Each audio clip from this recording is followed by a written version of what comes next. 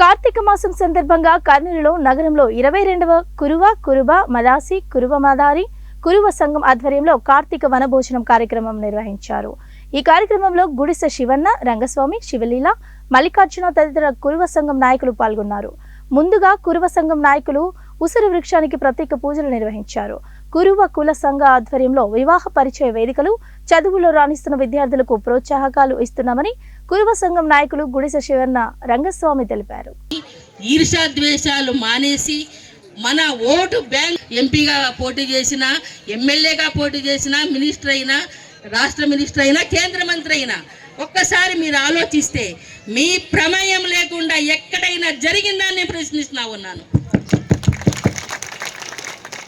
కాబట్టి అదే చైతన్యంతో రాజశేఖర్ ప్రభుత్వ ఉద్యోగిగా పనిచేశారు కాబట్టి ఇరిగేషన్ డిపార్ట్మెంట్లో మా నాన్నగారి పేరు కురువ లింగారెడ్డి.